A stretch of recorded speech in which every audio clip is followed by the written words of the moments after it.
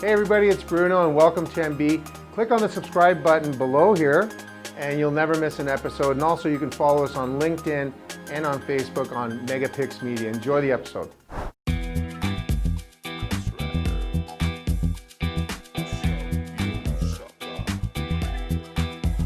So, you know what? Let's talk about, you focus in generally in Southern California. I do, yeah. And the process of distressed sellers, you know, the whole process, is it similar across the U.S.? It's very similar across the U.S. Yeah, there's different timelines and different processes, but effectively, you can still buy properties the same way. A lot of states have disclosure requirements and you're publicly noticed when a person's late on their mortgage and you know when the sale is happening because you have to notice it so people can get to the auction and buy that property, right? So the bank doesn't necessarily have to take back all of the properties. So the process is the same, just running the REO department for a bank in all 50 states. I saw how that's different in some places. In some places it's quicker, in some places it's longer. It kind of goes along with eviction timelines. In some states you can kick someone out of the house in as fast as 1 month. In other places it takes as long as 2 years. Right. So what is hot in Southern California right now in this whole area? Yeah, you know, besides the distressed sellers, which is, even though on a market cyclical big picture is in a low, there's still opportunity there. But my big focus with our construction company specifically is ADUs, accessory dwelling units. I think those are super hot. There's a massive housing shortage. Like granny flats? Granny flats, guest houses, guest quarters. Casitas. Casitas, these are called all kinds of different things. Whether you want your family to live there or you want to rent it out for income or if it's just a hobby room for you, whatever it is, there's a lot of ways that the state legislature has eased up laws to make them easier and cheaper to build and more accessible to more people. And the biggest reason is because we have a housing shortage here and an affordability crisis. And this is good old-fashioned Econ 101, supply and demand. We need more supply to drop the price down lower on the demand curve. Right. Or at least slow it down because it's increasing at such a rate, there's no place for people to live affordably. So if you could build a 500 square foot or 1,000 square foot guest house and accommodate 1, 2, 3 more people, that helps incrementally. And it can also be a great return on investment for yourself personally in terms of the equity that you can build and your cap rate as an investment property, even if it's part of your single family home residence. So what are they talking about for parking restrictions? Are they, you know, they're throwing out more permits for these granny flats, but what happens to parking? Because let's face it, it's a big problem down in anywhere in Southern California. Yeah, it's city specific, and so you'd have to kind of go into the code for each city because there's lots of cities within San Diego County, but effectively those have been a lot more lenient as well. So without getting into the minutiae and the details of it, if you haven't explored building an ADU in the last 2 years, then you're missing it. Because if you've looked into this in the past and they said no, if you look into it again, it's probably a yes. So Tony Robbins wrote his last book about the economic downfall of the last time it kind of happened in 2008-9. Yeah. And how many innocent people getting all this great advice from professionals apparently got devastated. And in as much as it's opportunity for investors, it's also an education for people that kind of feel the walls closing in on them and making some right decisions to get out of something they shouldn't have maybe got into, or, you know, would you agree with that? I wish we taught people more about their personal finances during primary education. You know, it seems that information asymmetry is kind of purposeful to take advantage of these kind of things. But yeah, I mean, if you're gonna be spending your life working to pay a mortgage, to pay for your bills, you should understand how all of that works together. And that's something that most of us have had to just learn from experience because no one teaches us that. So if you have to learn from experience, that's a bummer. You know, ideally your family would teach you if your teachers don't. So yes, please learn as much as you can because it's not overly complicated. Most of the math is still additions and subtractions, maybe a percentage thrown in here and there. But it's easy enough if you've passed grade school math to understand the implications of mortgages and credit. And so the whole, I guess, idea of everyone should own a house, what is your opinion on that? I think there's a big caveat of based on various conditions. Like if you think you're going to be in the same area for a long time, yeah, maybe you should own a house. If you're okay with the amount of work that it takes to maintain a house, then you should own a house. But if you don't like the hassle of that, if you think you might not be permanent there, if you don't like the stress of the ongoing repairs that a home needs, it's not for everyone. And I think you see that shift where people like the low maintenance, easy in, easy out lifestyle. So Southern California, and speaking just for Southern California here, it's at an all-time high, isn't it? Yeah, the market. The prices and on average are the highest they've ever been. Okay, what do you find exciting about that, and what do you worry about that? Well, here specifically in San Diego, the only real comparison are other coastal towns.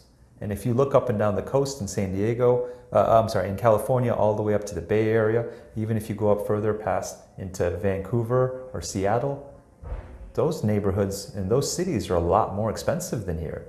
So even as high as we are, it doesn't necessarily mean we're at the top 1% of housing costs, right? We're still somewhere towards the top, but knowing that we have the beautiful coastal weather and an ocean nearby and all these natural resources that are great, I don't think we've reached the top. I think there's still spaces to go up. Don't bank on buying a house and selling it in 1 to 3 years and guaranteeing making money.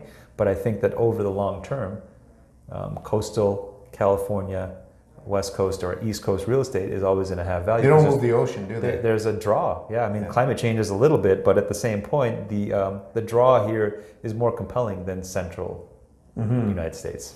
So we talked about this before. Is that what would you tell an investor that bought 5 or 6 or 10 or 100 in this high market, and the perfect trifecta happens? The economy tanks a little bit. The banks lose their appetite to borrow money for whatever reason because they can change their mind anytime they want. Especially the private banks down here, and also let's say the interest rate starts moving up. And a lot of the conversations I have with, I guess, younger people are similar to the tech boom. And they say, tech will never go down. I'm like, oh my gosh, yeah, it does. It did. And so what do you tell these people to maybe be aware of? If interest rates could go up. Yeah. They could double. They're at an all-time low, aren't they here? No, this is, you want to be... Are they at an all-time low? Interest rates? Yeah. Yeah, absolutely. And they might lower again today. And that's why I asked the question. Yeah, they might lower again today. So who knows what that does. I have just learned that I sat through the last recession from the inside, getting paid comfortably at a company as an employee. And I watched the entrepreneurs that are on the outside become successful. Some of them didn't go successfully, some of them did. But now I'm at a point where I'm starting to say, let's just be aware of what the outcomes could be and not just the positive ones. What are some of the negative outcomes that could happen in the future, the scenarios that you're talking about, and be prepared to handle that. And whether that means having the capital to be able to afford those properties during the recession, or making a business decision to liquidate and reacquire when the timing is better and learn those lessons, it is just something that I'm trying to be mentally prepared for and operationally prepared for. So if it happens, I'm not caught blindsided. I don't want to be flat-footed, right? As we know from being, in the sporting world, if you're on your heels, you can't move fast enough. You got to be on your toes, so if something changes, I'm pivoting with it. Right. So, kind of my last question, you can live anywhere. You're not even from San Diego, right? You're from Michigan. Yeah. Why did you pick PB to live in? Right before I moved to PB, I lived in a slightly more boring part of San Diego, and I knew that there had to be a better opportunity to reap the benefits of San Diego. And I literally moved to San Diego because I loved beach volleyball. I'm not the best at it, but I'm passionate about it. And so I wanted a place where I could play regularly, 365 days a year, or maybe 355 because it rains 10 days a year. Oh man, how do you live? And so I wanted it to be a place where I could get to a volleyball court quickly, a beach volleyball court. So for the first 10 years I lived in PB, there was one in my backyard. Now I'm about a 3-minute bike ride away. So if they want to buy tickets to watch you play, you guys play at the Sail Bay Memorial Stadium. Yeah, sold exactly. out every day.